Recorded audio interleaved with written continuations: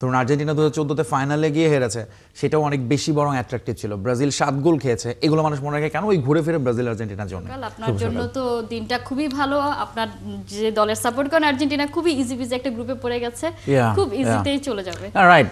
So যেরকম 22-এ world cup দিয়ে দিয়েছে ফিফা, আর্জেন্টিনাকে গিফট করেছে না নানান ভাবে চক্রান্ত করে, চাইলে দিতে পারে। একইভাবে এবারও হয়তো দিয়ে দিতে পারে। ট্রাম্পকে পিস প্রাইজ দিয়েছে, এইভাবে তো দিতেই পারে।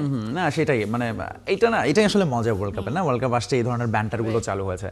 But Argentina must be very lucky one second, কারণ এই গ্রুপটার এখন ইকুয়েশন আমি দেখছিলাম যে অন্যদের রিয়াকশনে তারাই বলছিলেন, আলজেরিয়ার কোচ বলছিলেন যে এই গ্রুপে আসলে আমাদের 3টা দলেরই লড়াই থাকবে একটাই সেকেন্ড স্পটের জন্য।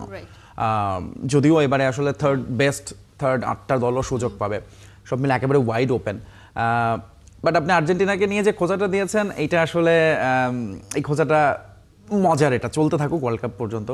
সো একই সাথে ব্রাজিলকেও আসলে চিন্তা করতে হবে যে তাদের রাস্তাটা এত সহজ না আর্জেন্টিনার মতো। কিন্তু যদি সত্যিকার অর্থে কথা বলতে যাই, আমাদের তো এখনো 2022 বিশ্বকাপের যে রেস সেটাই কাটেনি, রাইট? সেটাই কাটেনি, রাইট। মানে এমন একটা বিশ্বকাপ গিয়েছে, অন্য কোন বিশ্বকাপে কোন ম্যাচে কি হয়েছে আমরা হয়তো সেভাবে বলতে পারবো না। ওই বিশ্বকাপটা এখনো আমরা মনে করতে পারি। সেটা কি শুধুমাত্র আর্জেন্টিনা বিশ্বকাপ পেয়েছিল, এটা একটা বড় কারণ কিনা?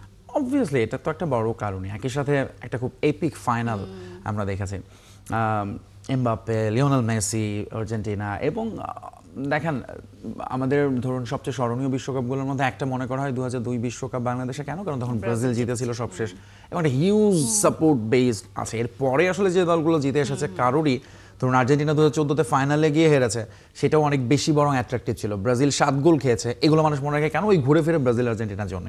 সো এগেন 2022-টা আসলে এটা একটা বড় কারণ। কিন্তু যেহেতু আমার একটু মনে পড়ে গেল, আপনি গত বিশ্বকাপের কথা বললেন, এবার আর্জেন্টিনার মিশন শুরু হচ্ছে আলজেরিয়ার এগেনস্টে। গতবার কিন্তু প্রথম ম্যাচে সৌদি আরবের কাছে আর্জেন্টিনা হেরেছিল এবং আলজেরিয়ার টিম আফ্রিকার মধ্যে তারা one of the top team. So তাদের সঙ্গে আসলে খেলতে হবে।